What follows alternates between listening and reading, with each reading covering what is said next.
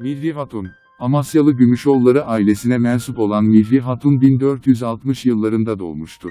Mevlana Belayı adında bir kadının kızı olan Mihri Hatun, fıkhi, dini ve edebi bilgileri, Arapça ve Farsçayı öğrenmiş kültürlü bir şairdir. Amasya valisi olan Şehzade Bayezid'in etrafında oluşan edebi meclislerde bulunan, şehzadenin annesi ve sarayın önde gelen hanımları ile de arkadaşlık eden Mihri Hatun, sarayla olan ilişkisini Şehzade Ahmet'in Amasya valiliği sırasında da sürdürmüştür. Hem Bayezid'e hem de oğlu Şehzade Ahmet'e kasideler yazan Mihri Hatun, 2. Bayezid'in 1481 yılında padişah olmasından sonra da himayesini ve ihsanlarını görmüştür. Mihri Hatun döneminde güzelliğiyle de meşhur bir şairdir. Edebi çevrelerde, şiir atışmalarında daima edebi gözetmiş ve hiç hafifliğe kaçmamıştır.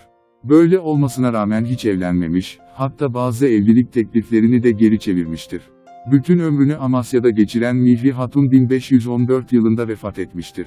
Edebi kişiliği ve eserleri. Mihri Hatun'un bazı eserlerinden bahsedilirse de elimizde olan tek eseri divanıdır. Bu divanın Türkiye kütüphanelerinde 4 nüshası bulunmaktadır. Ancak nüshalardaki şiir sayısı birbirlerinden farklılık göstermektedir. Divanında 17 kaside, 210 gazel, 1 müstezat, 9 murabba, 1 tahmis, 1 tercih, ibend ve 12 küçük mesnevi olmak üzere toplam olarak 251 manzume bulunmaktadır. Mihri Hatun, şiirlerini divan şiirinin sınırları içinde, aldığı eğitim, kabiliyet, zeka ve hayat şekline göre yazmıştır. Oldukça sade bir dille duygulu gazeller yazan Mihri, divan edebiyatının mazmunlarını kullanırken erkek şairlerden ayrı bir özellik göstermez. Hatta bazı klişe mazmunları erkek şairler gibi kullanmıştır. Şiirlerinde samimi olan şair, çağdaşı şairlerden Necati ve Zati ile daha önce yaşayan şairlerden Şeyhi ve Ahmet, İdaiye nazireler yazmıştır. Özellikle Necati'nin etkisinde kalan Mihri Hatun, dil yönünden de bu şairi benimser. Şiirlerinde yabancı tamlamalara fazla yer vermemiştir. Mazmunları kullanmada divan şiirinin sınırlarını zorlamayan şair, yer yer sözünü sakınmadan söylemiştir.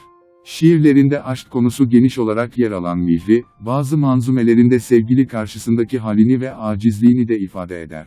Şair, divanında bulunan 17 kasidenin çoğunu bayram vesilesiyle yazmıştır. Bunlardan ikisini Bayezid'e, önünü de Şehzade Ahmet'e sunmuştur. Bazı kasideleri ise, muvaşşah, akrostiş, olup beyit başlarındaki harfler kaside sunulan şahsın adını vermektedir. Edebiyatımızda akrostiş şiiri başlatan şair olarak görülen Mihri Hatun, aruz veznine de hakimdir.